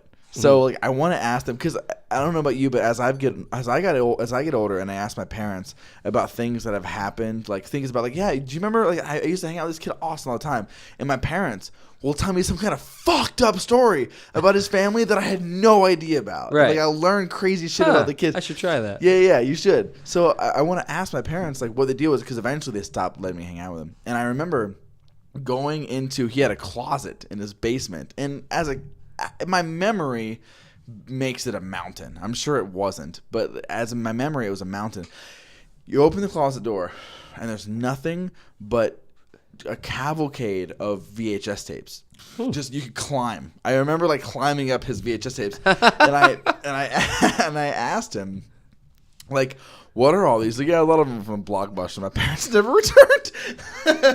And so maybe his parents were just like psychos. Yeah. But like, I remember, so anytime, to this day, anytime anyone ever mentions Air Force One, that with Harrison Ford, I always think of finding the VHS tape for fucking, which is a really boring story. No one gives, but like, for some reason, I just thought of like climbing these VHS tapes in this kid's house and finding Air Force One and be like, yeah, I'm not allowed to watch that movie because I'm 6. But he was allowed to, so maybe that's the story. Maybe his parents were psychos who was like letting their kids watch R-rated movies. I wonder what Blockbuster did about all the overdue videos when they went out of business. Yeah. Oh, maybe there's one left in Alaska. They're probably collecting all the debts around the world. I've heard about, dude. So the singer of my band, Josh, worked at a Blockbuster until the day they closed. Wow. He was one of the last employees ever of Blockbuster, and he knew they were closing, which you and me would have done the exact same thing. I know it. Which means he could do whatever the fuck he wants because he knows they're about to close. So some lady, this is Gilbert, Arizona. Some lady comes up to him and she has a horse, and she's like standing outside. Wait. I don't understand what you mean. So in Gilbert, Arizona, as well as Queen Creek, Arizona, there's a big farming and country culture out there. Okay. Gilbert not as much as Queen Creek, but Gilbert and Queen, he is right on the border. So he's kind of getting a lot of Queen Creek customers. So like this lady comes up with a horse, and she's got a horse parked outside, and she's like talking, and Josh beckoned the horse inside the store. So there is a horse walking around inside the Blockbuster, and his boss, I guess this is the craziest part, is his boss had access to the security cameras while she was at home. And because I don't know what the fuck's wrong with her, apparently she's looking at the security footage while she's home. And the next day at work, when she comes in, she's like, I totally saw the horse in the store. Can you imagine being a fucking manager and like, yeah, I'm going to make sure everything's okay. What the fuck? There's literally a horse in the fucking store. It's like Jumanji. Like, what the fuck do you do? I would have done that, though. I would have totally done that. You know what, though? I don't want to give myself that much credit. I wouldn't have thought to do that. Yeah. But if someone said, Nick, bring the horse inside, I'd have been like, yeah, obviously I'm going to bring the horse inside. That's fucking amazing. I think I agree with you on that. You brought up friends your parents don't let you hang out with, and it's making me realize that I was that friend growing up. Sometimes, shit. not all the time. Me too. Sometimes. There was my friend Jay Duva, and he lived. So I lived on a circular block, and it looked like a really nice neighborhood. You could get crack right up the street, but this circle looked really nice. And there was like a backyard path from my neighbor's house that led to this totally other neighborhood where Jay lived. So I would like sneak through my neighbor's yard to go hang out with Jay, and we'd hang out all the fucking time. And like it was a cool house. It was very nice. Their parents were very like way more strict than mine, but it was like everything was so nice. They had this like Batman toy collection, and there was this Batmobile that I just couldn't resist. I had to play with it. It was like the nicest Batmobile I'd ever seen in my life. And Jay would show me. Jay introduced me to porn, Dane Cook, and the Blue Collar Comedy Tour. One of the most important people in your life so far. He introduced me to a lot of stuff. Dane Cook, and Blue Collar Comedy Tour. That's he. I tried to say it drunk because that's how they. I said it like that to be like it doesn't matter. Right, we can ignore that part. He introduced me to a lot of shit. And one day it was just clear the mom did not want me coming over anymore. And I could never figure out why. And this was middle school. And then finally in high school, I was like, Jay, what's your mom's problem? And it's because I played with his dad's Batmobile that I was not allowed at the house anymore. Because that was his dad's Batmobile. Not even Jay was allowed to play with it. That's so weird. Of all the things, like my psychotic brother could have been a good reason. I'm sitting there like, I didn't know what anal sex was until your son told me. But God forbid I touch your husband's Batmobile, lady. God damn, he must touch that thing more than you. I was such a piece of shit when I was a teenager. I also remember that she looked a lot like Princess Diana. And I was 14 when this happened, so I didn't have much of a filter. So I remember telling our mutual friend Nick, I hope she crashes into a tunnel wall too. Yeah. I was 14. Don't judge me. This is one of the worst stories I'll ever tell on the podcast. Hell yeah, because I've never told anyone that story. Okay, so you owe me one. I'll tell you. Okay, so my best friend, and I know he isn't. Okay, he's one of those people who like we're friends on Facebook, but I don't think he uses his Facebook that much. And there's no fucking way that we haven't talked in years. Yeah. But so throughout my life, I've had a lot of romances. Like there's two things have prevailed throughout early adolescence to now. Romance. Always. Like I've always have long-term relationships. I'm never like fucking girls. I'm always in like one like 2-year relationship, then another, and I'm always following that. So far, I'm in the longest. It's fantastic. I'm enjoying it. But I've always been that. Now, the other thing, I've always had bromances very, very heavily. Very heavily. Those have always lasted longer because they're easier, right? That second very heavily felt like you were coming on to me. I want you to know. So. And I'm not saying no. I completely understand. So, one of my first true blue like bromance was with a kid named Austin Hunter.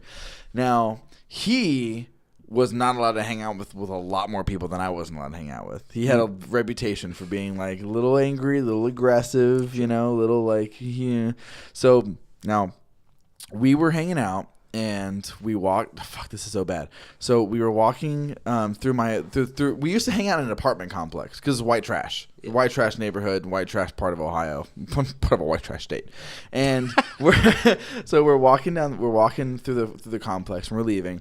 And I have a book of matches. And I light one match, and then I light all the other matches on fire at the same time, which was like the coolest thing. Yeah, everyone does that. Exactly, right? Now I'm holding hand. I'm walking with the girl who I was dating at the time. And I light the book of matches, and I throw it. And after it's out. It's gone. It's cool. Mm-hmm. Throw it in a dumpster. And this is one of like the big like industrial dumpsters, apartment complexes. Pimp away. Hold the girl's hand. There we go. We're never thought about it again. Police come to my house later on that night. About 4 hours later, ironically, me and my dad are watching Reno 911. Like it's the weird things that you remember like that, right? So I'm watching Reno 911 with my dad, and my mom's like, I can't believe you let him watch this show. And police come to my house. I'm shitting my pants. Like, what the fuck could possibly be happening? I haven't done anything. Like, yeah, we got report of a dumpster fire happening at the apartment complex right down the street. And I'm like, fuck. work. You little shit. Yeah. No. Now here's the little shit part. So I'm talking to the police officers. First time I've ever spoken to a police officer other than like, hello, sir. You know. And this is like a Toby Keith town. Like this is a small town. Like this is a good America. You know. Yeah. And, like, and you're white, so this is golden situation. Exactly. Right now. So I'm talking to the cop, and he asked me, Did you we found a book of matches in the or I don't know if they found it or not, if it burnt up, but we heard from somebody that you threw a book of matches into the dumpster. And I'm like, oh, I was with my girlfriend, who I don't even remember. It wasn't the long term, ironically, at that time. I don't remember who it was. And then and Austin Hunter. And I was like, but you can look up whatever you want. I was holding hands with my girlfriend at the time. There's no way I did that. Austin Hunter did that. I fucking threw my best friend out of the bus. What? How old were you? I was 13. Oh, totally forgiven. Okay. I was about to be like, man, I got a second. Old. Yeah, no. You can throw your best friend on the bus at 13, I think. But, okay, now here's the worst part. Now, so I go back into it, and me and my dad continue watching Reno 911. And my mom's like, how the fuck can you let him watch the show? The police have been here. And then later on, after that, police go back to Austin's house, presumably, and they talk to him. Oh, my God. Austin's grounded for like 3 weeks for something that I know in my heart was 100% me. And then people around town, like this would suck the hardest. I'd be hanging out with my friends because I grew up in like Stand By Me. Like, it was like me and my 5 friends on bikes. Like that's what we did. What was the black kid's name? David. There was a David. There was a David. Yeah. But he was mixed because it was Germantown, Ohio. Mm-hmm. So maybe he wasn't mixed. I don't fucking remember. He was light skinned. Right. So which probably just changed over time of being there too. But the thing with Germantown is like David was great, but he was very like. I love that it's Germantown. Yeah, Germantown. I went to Fuldock. I went to Farmersville Elementary School.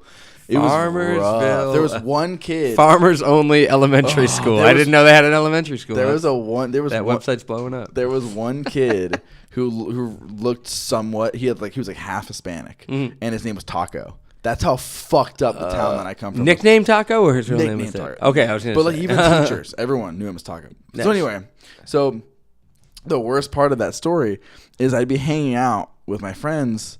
And they'd be like, dude, I haven't seen Austin in like a week. Where's Austin? I'm like, he's grounded. Like, what the fuck did you grounded for? I'm like, I don't know. Because of me? Because I'm an asshole? Fuck. But then we became friends again afterwards, miraculously. As you do with bromances when you're younger. Right. Somehow. No, I remember the 2 Justins on my block. We tormented each other in a rotation. It was like me and Justin number 1 would pick on Justin number 2 1 week. And then me and Justin number 2 would turn on Justin number 1. And then all of a sudden the Justins would be against me. And I didn't know what was happening. We lived on this rotation for like 8 years of my childhood. Dude, it's crazy. Like that same kid's dad put more fear into me. Like, because I was dude, like I said, like this is right around the time I started coming into that town was when I was the worst. Because I was still trying to divorce myself from like the psychotic tendencies I had before I moved there. Yeah. And I was like a bully, man. I was a piece of shit. And I What age? This was 11. Okay. 10, 11. I was bullying this kid. I was bullying Austin before we became friends.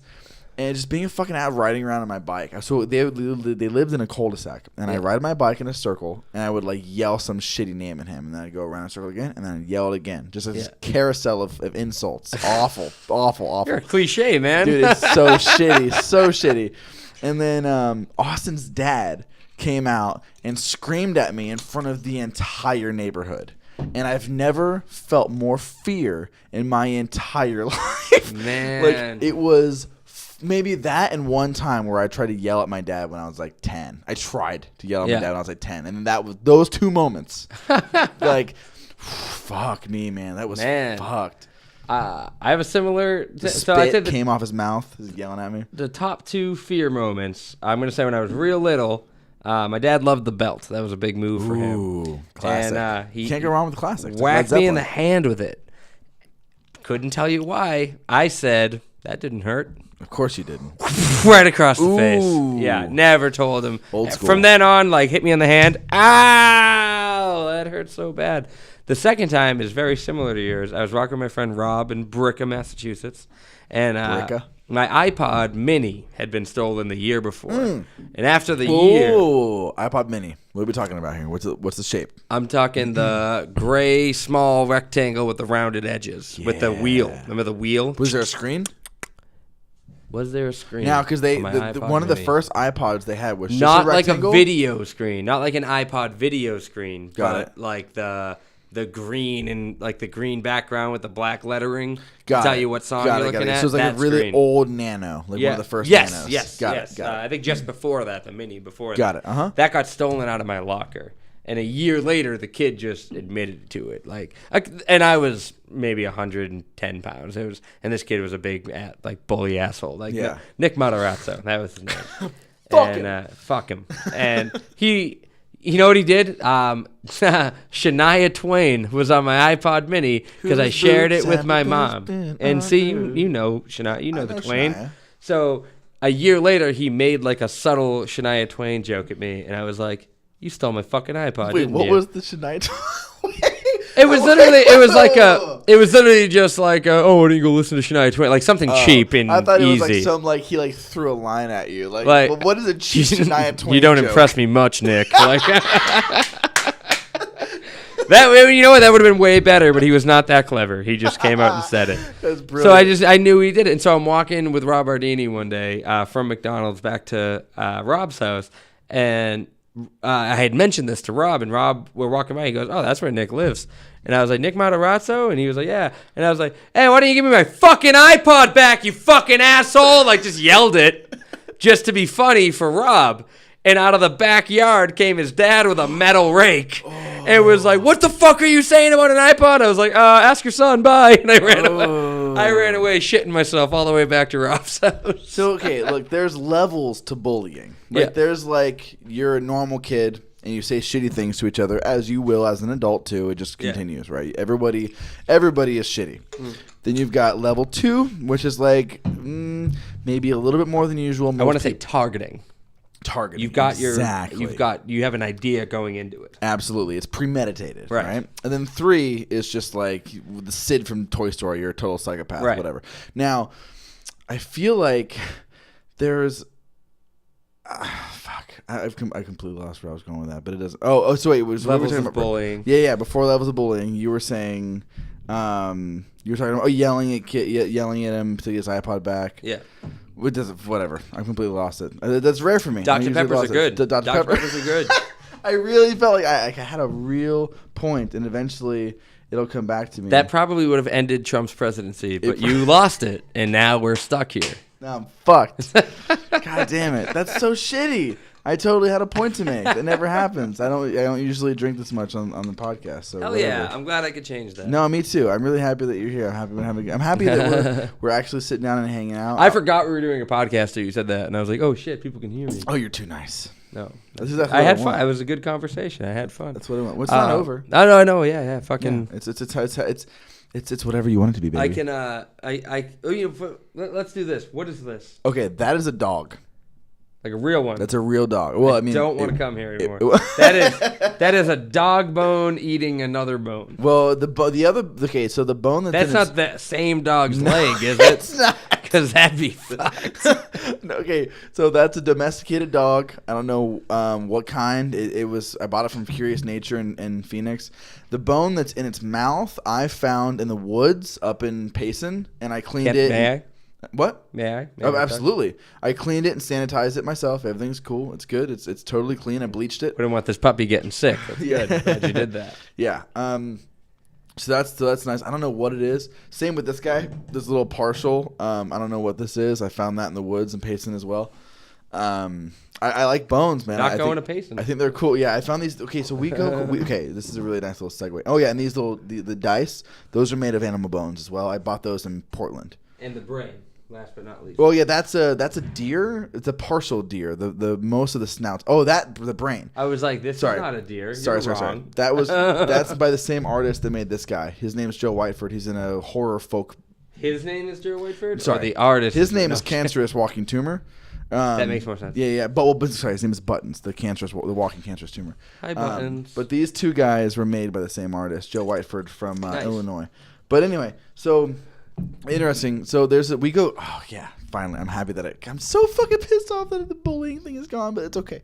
So, Payson, my girlfriend was driving around with her friend up in Payson, and they were taking winding road after winding road. Yeah. And they found this crazy access road that was dirt.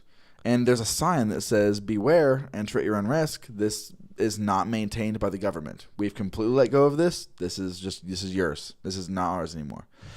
So they took it. And they fell in love. She fell in love with it. It's completely away from everything. Her and I have gone to it many times.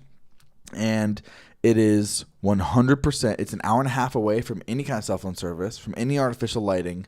It's nowheresville. You step outside your car, you yell, and the echo carries for miles. You can't hear shit. What? When you say camping, when people say like, "Oh, yeah, I'm going camping," I'm like, pfft. Like, because but that's not to say I'm going to a dirt road in Payson, dude. It's some crazy, and I went to the where there's like a ranger station kind of outside of it, and I pulled up a map, and I was like, okay, what can you? It's state route like 144 off of the Aspen Trail. What can you tell me about this right here? And I show it to him, and he's like, huh, I've never been there. It's okay. Oh, it's by the power lines. Okay, I know where the power lines are, but I have no fucking idea what that trail is. There's a bunch of those random access trails in the middle of nowhere. And we went there, and there's bones everywhere because there's natural wildlife just killing each other off everywhere. And there's hunters too. There's like a pelt up against this crazy psycho fence that's up there. It's 100% wild. There's this one guy who's always in the same camping spot. And we only ever see maybe 2 people, and they're always hunters, which is kind of really fucking scary. Yeah, and get shot. Yeah. Oh, sorry, thought you were deer. Yeah. So, and he has one of those big ass huge tents that you can live inside of. You know what I mean? And he has like a whole workstation set up. This is a hardcore dude. He'll live there for months at a time. Jesus. I've obviously never spoken to him. Yeah, nor do I ever don't. want to. And so we'll find a spot and we'll hang out there. And twice we've stayed the night there. First time, halfway through the night, we left because it was way too fucking scary and we heard wolves howling. Now, I say wolf, and you think, it's probably a coyote. Did some Googling when I got into town. We went into town for breakfast. Well, we went into town for a hotel. Yeah. And we slept in the hotel, and I did some Googling. They reintroduced the Mexican gray wolf into exactly the coordinates of which we were sleeping. What? We didn't know that ahead of time. Holy so those shit. howling, it's like you heard it. It was like Dolby stereo. You heard it in one end, and then you heard it in the other end. And I looked it up, and they were fucking wolves. Peace. Yeah. So did some Googling. I was like, that's fucking crazy. So that night though, I made one very, very drastic mistake, and I smoked weed. And nope. I love hanging out and smoking. I used to love hanging out and smoking some weed, having a good time. But when you're out in the woods by yourself, where you hear every little piece of grass being broken by the weight of something, smoking weed is not what you want to do. No, paranoid as fuck, man. So that night, I'm fucking stoned. It's only like 7:30, but it's pitch black, completely pitch black. Now we have radios with us that we bought from REI. And they're just your standard, like, walkie-talkie, 100 yards or whatever, right? Or not 100 yards. It's a little bit longer than that. So we have our radios. And out of nowhere, we're sitting there around a campfire. Oh, no, there's no camp. Oh, yeah, there is a campfire. But usually they don't light campfires because of the burn rate. Or the burn, whatever. It's dangerous. Too dry. Yeah, too dry. Yeah. Sorry. So we're sitting there around the fire, and it's pitch black. And all of a sudden I hear, boop-a-boop. Testing 1 2 3. Come in 1 2 3. Testing. On 1 your 2 walkie. 3 on my walkie-talkie. The fuck? This is the third moment. Austin Hunter's dad, my dad, the walkie-talkie in Payson, an hour and a half away from civilization. Now, this was not a recording. I know a recording when I hear one. This is a dude testing the line. So I'm sitting there shaking, and Alicia and I are staring at each other, shaking. And we waited for about 4 minutes. And once again, checking. 1 2 3. Testing. 1 2. It's different from the first time. So now, in all reality, not stoned. These are hunters nearby, same frequency, probably about the same fucking cheap ass things from REI, the most popular place to buy these things, cheapest ones we could get, right? That time, I'm shaking as shit. Now, Alicia picks up the walkie and goes, hello? Hello? Anybody there? Hello? Dead silence. Radio silence. You don't hear anything. Jesus now, Christ. Stepping back from that, a while later, right? I think to myself, those hunters must have been fucking terrified. Because imagine, because her voice of that radio was innocent and nice and like, hello? Anybody there? Can you fucking imagine, like, being a hunter, being a man, grizzly hunter? You're used to other hunters in the prowl, like, hey, Bob, this is Jeff, whatever. Imagine hearing some, like, the girl's voice. Hello? We got to get the fuck out of here. We're going to end up on the news. Dude, we might have scared them more than they scared us. Yeah, that's hilarious. So sorry, I didn't mean to digress that far, but among that same trail. I was in. Among that trail, I found that deer skull, and I found that leg, and what I think is a piece of some kind of femur right there. Damn. So, and I cleaned them up myself, and I really wanted to get into like the bone collecting and taxidermy game. Yeah. So expensive to even do, and you don't really make your money back. Right. It's kind of a hard gig. And if you don't make money doing it, it's creepy as fuck. Really, no. There's a few hobbies out there where if you're not making money from them, oh, so you do that and sell it? No, I just do it for me. Yeah, makes me feel comfortable. Right, Rover? It It makes me feel comfortable and nobody else. Yeah, usually I have all these things that I have a big tall shelf right when you walk into my apartment. Yeah. Usually these things are all right there. It's like my douchebag buffer. Nice. What I do is, like, let's say you break into my apartment, you walk in, you see all of that shit right there, you fucking leave. Yeah, absolutely. Because Daisy's not scaring anybody off. No. She's not scaring anybody. But imagine, like, if I was gonna break into somebody's house and I found a bunch of fucking like dog skulls. Yeah, I think that the troll would get me. The troll? The tumor. The tumor? I just called him a troll. Yeah, he looks like a troll. Yeah, don't misgender my fucking tumor, you There's asshole. troll and tumor. Those are the two genders. Troll or tumor. There's no other gender. Oh my god. So let's go back. Let's go back a ways. We've gone a lot of places. Where do you want to go back to? We've gone a lot. I'm gonna go back to Bricka. Where are you? Comedy right now. What are you up to? I am shooting fucking. Well, so I got some shows coming up. Shooting a Netflix special. Yeah. No. You know what, man? I'm questioning every decision I made that led me to here. That's where I'm good. at. For real. No, it really is a good thing. Tomorrow night, I am in Scottsdale doing a comedy street fight. That is where the first two comics will do 5 minutes each, and the audience will vote on who was better. That person will come back and do 7 next month. And then 2 people will do 7. That's where I'm at. I'm going to do 7 minutes tomorrow against Trevor Skies, very funny guy, who hopefully I'm funnier than tomorrow. And that's all. I mean, it doesn't, like maybe I'll have a better set. Maybe he'll have a better set. That's all it's going to be. And then one of us will go on to do 10 minutes, which is the championship round. So 2 comics will do 10 minutes. One who is the previous winner, Mason Pipes. And I don't know who the other is going to be yet, but they'll do 10 for the crown of Comedy Street Fight champion. So every month, Comedy Street Fight at Rock Bar in Scottsdale. They got this going on. So I'm on that tomorrow. Where the fuck is Rock Bar? I've never. It's a place for douchey white people to go. It's like Rock Bar. Like I thought I knew. Do they have live music there? I guess. Oh, you know what? I take back what I said about douchey white people because it is a really cool bar. I had a lot of fun. I've never heard of Rock Bar. Yeah, it was a really cool stage. rock. People were nice. But it is in Old Town Scottsdale is why I decided to say douchey white people. Interesting. I used to deliver pizzas in Old Town Scottsdale. Oh, nice. There's a Pizza Hut literally right there on Goldwater and Scottsdale Road.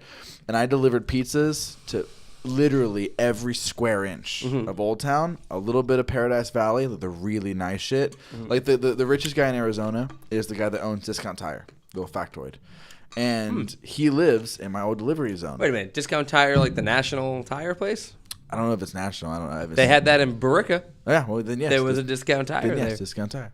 Fucking A. So he is the richest guy in Arizona, and Makes he lived sense. in my old delivery area. And I would go into his fucking crazy ass. It's on a mountain. It's on a mountain. Yeah. It's a neighborhood in a mountain. Yeah, and I would dope. drive up there, and I'd be like One this day. piece of shit, like 21-year-old, like working a I second delivered job. pizzas too, man. Dude, I love that. delivering job. pizzas was like one of the greatest jobs. You know what? I wish I had started comedy during that time. I didn't start till after college. And Yeah. I got to say, my day job's killing me, man. It's slowing me down. Between delivering pizzas and Uber, I would do delivering pizzas because I get to listen to music or stand up or podcasts or whatever the fuck. No. The entire time. I was smoking weed on the way to the house and fucking. No comment. Yeah. No, I was doing it. I will comment. I was doing that. Yeah. I did inhale. Yeah.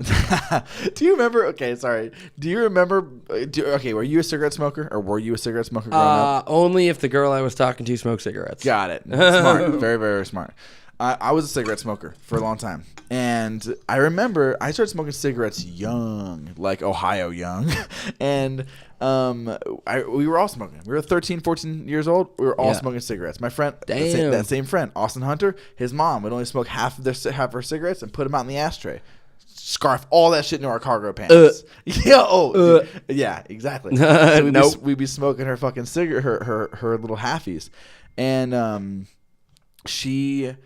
anyway, so that's how we started smoking cigarettes, and I was like 13, 14 years old. We were all smoking. It was totally normal. Yeah. It wasn't until I moved out here in a much more progressive, intelligent environment, talking to people and being like, is that not normal? Shit, hold on. Is that me?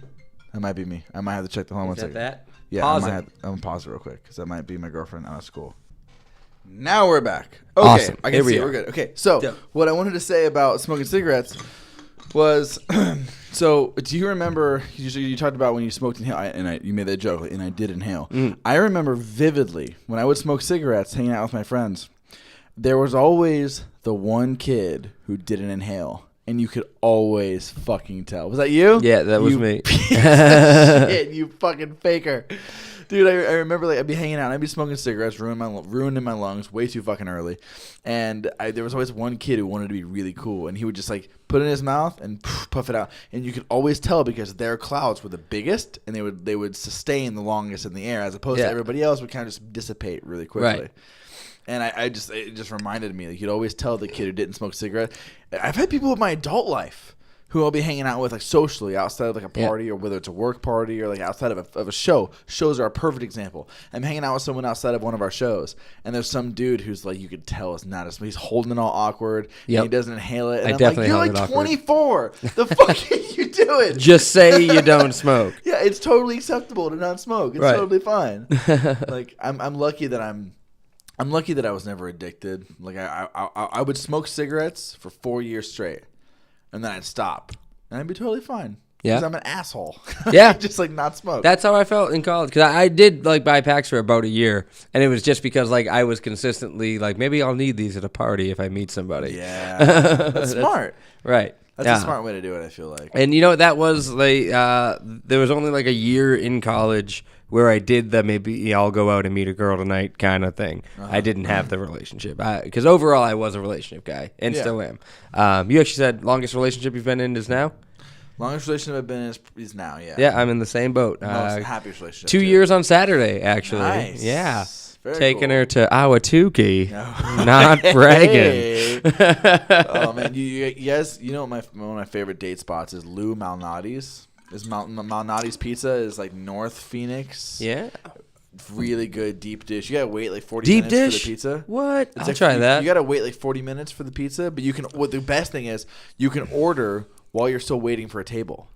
So you can text. So they'll set you up on a phone thing. Where you go over hey, we're still waiting for a table, but we want to order deep dish, so we'll get it early. And they're okay. Well, we'll text you when your table's ready and when your fucking food's ready. So you just sit and get your food. Yeah. That's worth it. That's dope. So I'll text you. I was going to say, you'll have to text me that. That's awesome. The place is wonderful. It's very nice. You go there at night, and it's very lit up and very cute and very beautiful. But we were talking... You wanted to talk about Frank Turner. And you know what? This is the perfect segue into that, too. Frank Turner is a big part of my life. And I'll tell you, before I pose the question, the first time I'd heard Frank Turner ever, I'd gotten jumped in college. I broke up a fight I was in a fraternity, and I broke up a fight between some guy in my fraternity and some guy in another fraternity. And we'd have problems back and forth with this house, so I pulled the guy aside, and we went around the corner of this party to talk hey, what can we do to stop all this bullshit? And he broke down, started crying. This guy who just beat the shit out of my toughest friend. is now breaking down and crying about what an asshole he feels like. Got it. And so I'm sitting there having a very, like, the most honest conversation I could possibly imagine with this guy. And I'm like, holy shit, this is, by the way, at a time where I had just started working with kids. And I was like, I'm going to stop being a drunk asshole. And I saw the situation unfold. And I was like, you know what? I'm going to help mediate the situation. So I'm talking to this dude. It's going unbelievably well. And then this car just pulls up screeching. And 5 of his drunk fraternity brothers get out of the car. And I'm like, well, this is bad. And only one of my friends followed them. And then like 4 of his friends came around this other corner on foot. So now it's me and this dumbass that followed all his drunk friends, surrounded by about 9 drunk frat guys who hate us.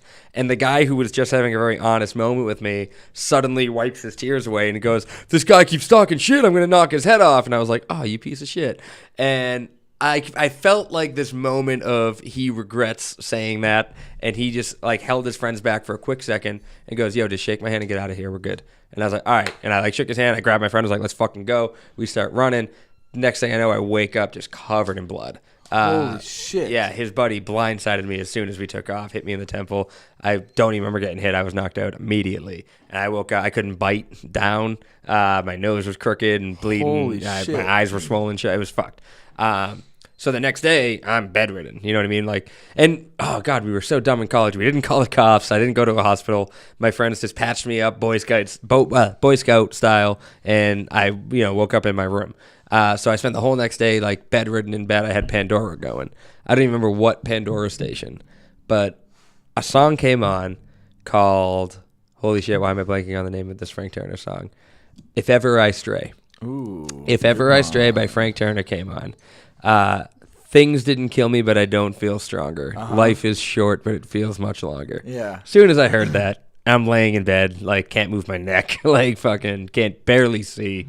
I'm like, who is this guy singing to me right now? It's Frank Turner. So immediately I'm like, whatever this guy has to say about any topic, I want to hear it and make a judgment on it. So that's how I fell in love with Frank Turner's music right away. I was like, I'm going to fucking download all of this into my brain right now. So that might be the most impactful song, but it's also the introduction. So then going through all of Frank Turner's albums, I had more moments of, wow, this guy is very important to me. So that's why I wanted to ask, what would you say is your most impactful Frank Turner song? So one of them, this is really hard. So the first song that I ever heard from Frank Turner is really, and I know the answer. I know I'm going to give an answer now, a little cloudy from alcohol, and then tomorrow, you know what I'm going to do? I'm going to give you an answer, and then if the answer changes when I do the introduction, I'll mention podcast number 2. I'll mention, yeah, exactly, or podcast number 2. I'll come back. Yeah, we can talk about when we come back, or maybe I'll mention it on the introduction later on. But as of right now, there's probably, I think, okay, first song I ever heard was Glory Hallelujah, which is because the girl that I was dating at the time, was Muslim. And we did it for a long time, and she knew how I felt about religion and whatever. And she's like, I found Frank Turner because she worked at the library, and someone returned the CD to the library. She worked in the back or whatever, and there's a boombox back there. And she's like, oh, I'm curious. It was English in my bones. I'm curious about the album cover. Put it on, fell in love. That's how I know Frank Turner. That's crazy. And she's like, hey, you should hear the song Glory Hallelujah by Frank Turner. And I heard it, and at first I was like, she told you to listen to it? Yeah. So at first I was like, okay, this is cool, but like I see why. It was one of those things where it's very obvious, like why you told me to listen to this. You know what I mean? Like it's okay, I get it. I'm not in religion, whatever. It wasn't until she listened to it more and I listened to it more. And this is before Tape Deck came out. So I listened to it more. I think when I finally really truly fell in love with Frank Turner was when I heard the song Love Iron Song. Oh, so good. I think so. I'm gonna go with Love Iron Song. Balthazar Impresario is another really high top one. I love that you think that, because not everyone knows that song. This is also weird. I honestly put There She Is at the top of my list as well. The new one from Songbook. I love that song. Really? I liked it too. I haven't had a moment with it yet. Love it. But I like it. You should have many moments with it. I'll listen to it again just because you said that. I'm going to end your question on Love Iron Song being the most impactful. That's the one that really turned me around. Well, I say that's a fucking cop-out. No, I'm just kidding. Classic. Zing. My girlfriend would probably say Substitute. That was the song. Nice. I think that was the song where I was trying to get her into him, and she wasn't really like. She was like, "Yeah, it's okay." But one day she was alone, and she heard "Substitute," and she was like, "Fuck me, this is that's so the amazing." song. When you hear it, you know. God. And you know what? Similar to I had her moment with. Oh my God, the one about his scars. And they not anymore, but fuck. It's on Tape Deck. It's on the second half of Tape Deck. Yes, it is. Oh fuck, that's gonna drive me nuts. I don't remember. Can't. You kind of remind me of the scars on my arm. Yeah. It's the one about Amy or whatever the fuck. The best I could. Oh my God, Alicia, come in here. Alicia's here. Yeah, I heard her. I met. For those who don't know, I met them at the same time, and I love them both equally. I heard her come in. I don't think she left again. I think she's still here. You need to come here now. Okay. All right, she's gonna come in here. She'll tell you what the song's called. You know what? I could sing the whole song and not tell you the too. name right now. Me fucking too. But let's not think about nuts. it because I need it. Because then if she comes in here and I'm like, oh no, we figured it out already. That's a good point. Shitty. Okay, so I will start telling my other thing. Okay. There was 1 year of my life, and I was living at a fraternity at the time, and so that was a wild scene in itself. We would crack the kegs, and everyone, like I was under 21 living there, and everybody under 21 would come. If you crack it, they will come. That was the motto. And we had kegs on kegs on kegs, and we had a hidden door that cops couldn't find. And we would throw these fucking wild ass parties, and we'd always have like what's the lie? And we'd have like, it's a risky. Oh, you know what? We're gonna wait for Alicia to tell. Okay. Hi, Alicia. So long time no see. So we're talking about Frank Turner, and what's the song where he talk on Tape Deck Heart when he talks about the scars on his arms? You kind of remind me. Yeah. Scars on my arms that I know when I was a kid. What? Don't look. You gotta look you have too. to know. No. You have to know. Hang on. I know it. It's Me not, too. It's not Anymore, but it's like right next to Anymore, right? It's like on the second half of the album. It's right next to Good and Gone. It's right next to Good and Gone. You have to know. Come on, don't let us down. Why, do you guys know God damn it, Amy. Yeah, we're trying to figure it out. I know. We can't remember the name of it, but it's really fucking great and important. It's an amazing song. It's an amazing song. You can't think of what it's called. I don't want to look. I don't wanna look feel like either. we shouldn't need to look. But look, and then you can. She's not gonna look either. We can Right? we can do this, guys. I think We can met figure this at out. the Frank Turner film premiere. We can fucking That do this. We all traveled from Arizona to Pomona, California. Oh my God. Like we should be able to figure. It's not Anymore. It's I should the chorus. I think the name's in the chorus, or has You something to do kind with of the chorus. remind me of the scars on my arm that I made when I was a kid. This is With my symbol, yeah, disposable father's- razor that I hid from my dad. I think it's called Anymore. No, it's not. No, Anymore. Anymore is like the. No, I think he says I it, don't like, love you anymore. Disposable razor that I held as a kid, and I cover with ink, but in this in the right kind of light, it still they shows through. still Yeah. shine through. I haven't listened to Tape Deck. God damn it, Ah, Amy. Why isn't it just called God damn it, Amy? Frank, Jesus. Frank, are you listening? Can you answer to this? Why didn't you call the song God damn it, Amy? I'm gonna write a song called God damn it, Frank, and it's gonna be about how you should have named that song God damn it, Amy. I have Tape Deck card tattooed on my arm and I can't remember. I'm gonna get that tattooed also at some point, and it's not. Whoa, compute wait, in it. whoa. The name of the song "Tape Deck Heart" is in that song. Oh my God, you're right. What's the name of? What's the name? Because he says my patched up, patchwork, taped up, tape Yeah. deck heart. Yeah, you said that at the very end. Holy shit, this is insane that we can't think of this. I'm looking it up. I don't give a shit. don't look I it have to know. We're never. Look it up. Why? Frank, you're still gonna love look it us. up? No. I'm not gonna figure it out. I have to look it up, so I'm looking it up. You're gonna say it, and I'm gonna flip the fuck I know out. you are. I know you are, and I will too, because I cannot believe I can't remember the name of the song. Let's see. Oh, it's Telltale Signs. Oh, God damn it! Telltale Signs. The telltale songs that you Man, left all over me. He said God it damn it! in the song. If I had just said the lyrics. Because he says it, but it's one of those lines that you and me both went like.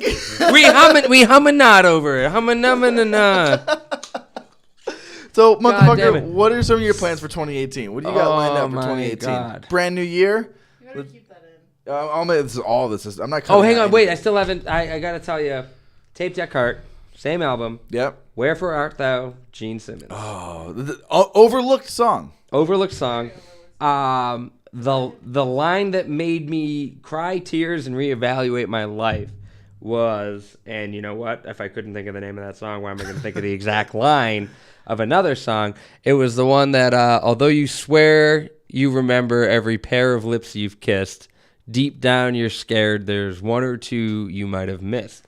And this was coming out of a bad relationship, going into a spree of being single, and then trying to get life back on track after like about a year of being single and being an idiot. And I tried to make a list of like, you know, in my head, like who I'd hooked up with that year. And there was nights that I just couldn't piece together. Ooh. And it was like, which is like, I'm sure there's plenty of guys That's out the there. college experience. Right. So there's plenty of guys who would also have that. But for some reason, it was so important to me that I know, and it would be for me. I can see that. Yeah, you feel me. I've never obviously had Frank too, and yeah. Just that, you know, you swear you can remember, but then deep down you're scared there's one or two you might have missed. There's definitely one or two I might have missed. I've even had the conversation with my girlfriend now about numbers, and I was just like, honestly, I can't give you one because there's times in my life I don't remember and I'm not sure.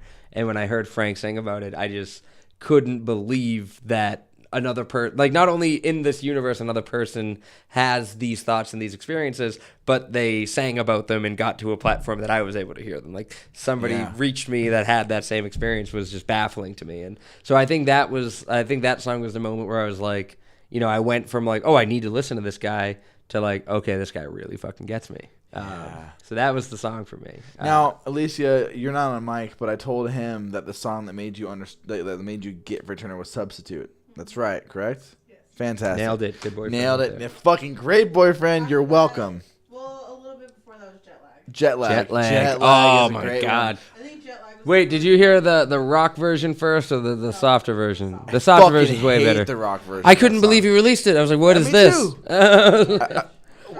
I wonder if there's Frank, we love you. Like, if you were in this room, you'd be everybody's favorite. I wonder if there's any fan out there who's like, no, man, the rock version's way better. No, there's not, and that person should be killed by firing squad. Yep. No, I agree. Like, absolutely. All right. Well, fucking, let's wrap it up, dude. Like, thank you so much for coming over. Thank you. We had some Dr. Peppers. Alicia, the surprise that he had in store for me was a Dr. Pepper. Was Bud Light with a shot of amaretto sunk into it. It tastes like a soda. Good. It's really, really good. It does taste like a soda. Yeah. So thank you so much for coming on, man. Like, we need to. Fuck yeah. You are going to be a regular on the show. We'll please let me, dude. This was a great time. And you need to be a regular in my life. Hell yeah, let's hang out, especially man. if you're going to move to Tempe, like you're saying yeah, you're going to do. We're trying to do that. Let's do it. I'm locked in for another year at least. Fuck so yeah. let's do it, man. I really appreciate you. I'm happy that you came on the show. Hell I yeah, had man. so much fun talking to you. Thanks for having me, dude. Appreciate it. Absolutely. Everybody else, thank you so much as ever for listening. Oh, they're not there anymore. And I was going to point at them. Yep. Yeah, I know. Sorry, the Instagram's gone. I'll point at Alicia. Hey, my dog. So thank you guys so much for listening. As always, if you made it this far, you mean way more to me than the people who didn't. And so that's it, man. I will see you guys. I will talk to you guys again very, very soon. And that's it. Goodbye. Oh my God, false. We're not done. P.S. I love you. Because he never got to. We started talking about fucking Frank Turner. He never got to finish what he was talking about. What are your plans for 2018? I wish I didn't act like I had a plan, because that's kind of figuring out a plan for 2018 is my current plan for 2018. Got it. No, I talked about how I'm not on the right track of what you should be doing as a new comic, and I'm working on a pilot right now. And my girlfriend is a writer, too. We met at the creative writing program at UMass Lowell. We're actually working on a screenplay based on what if we never did leave our hometown and we stayed there and wallowed in all the shit that we ran away from to come out to Arizona. So we're working on a screenplay about that, and I'm working with this great director, Chris Lee, independent filmmaker, and just the shit he makes, you'd think you saw it on like a Super Bowl commercial. It's so high quality. Fucking fantastic. Yeah, I don't know if the pilot's going to become part of the screenplay or if we're going to do two separate projects, but I want to get on camera more, and I want to act more and just let my voice be a little more heard. That's a question that I had that I wanted to ask you before is what does, like, now when an established headliner is doing well, he puts out a special, whether it's Stars or Netflix or DVD or direct to DVD, whatever. Yeah. He puts out a special. What does an up and coming comic do for hype other than just hitting every single open mic that he possibly can? Is it YouTube videos? You beg for stage time, and you beg people to come watch that stage time. That's it. Really? No, but there's different routes. People put out YouTube stuff, and that's where I was thinking I should do. I have a nice camera at home. I should set it up, talk, and put it on YouTube, and or just record pieces of your set, put up little pieces yeah. of your But set. then it's like, what are you coming to see if I point. send you my best jokes? That's you know what true. I mean? Like, That's come true. that's why I always tell people, come to a show, come watch it live, because that's where it happens. Because if a joke misses live, I'm going to talk about why the joke missed, and I'm going to talk to the audience about it. So every show's unique, and it's only when you nail your script and everyone was on board that you have a good video. But that feels fabricated and fake to me. I don't know. So I'm figuring out what I want to do this year. You know what I mean? I mentioned I want to do more musical comedy, but I want to keep working on stand-up. But I want to act and film. But I also want to keep my day job. So really, I'm going to have to quit something at some point. And when you say musical comedy, I just think Craig Christ. That's my first go-to. Craig Christ. What was that guy's name that did Craig Christ? Are you talking about the Craig Machine? Yeah. That's Stephen Lynch. Stephen Lynch. Oh, I love Stephen Lynch. Yeah. Man, you know what, man? I work with disabled kids, but he can still get me to laugh at them. He's so good at that. Classic. See, he had Special Olympics and Special Ed, And two D&D. different songs about mentally challenged children, both very funny. His abortion song was also fantastic. Oh my I don't God, remember D&D what it was called. so The D&D was a great good. song too. D&D. Yeah. Oh Classic. man.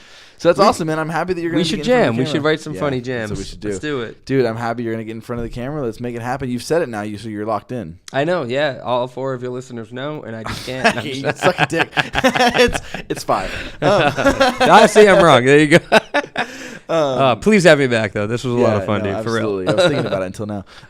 So yeah, dude, for real. Thank you so much. Now we're actually going to end it. Fuck yeah. That's it. All right.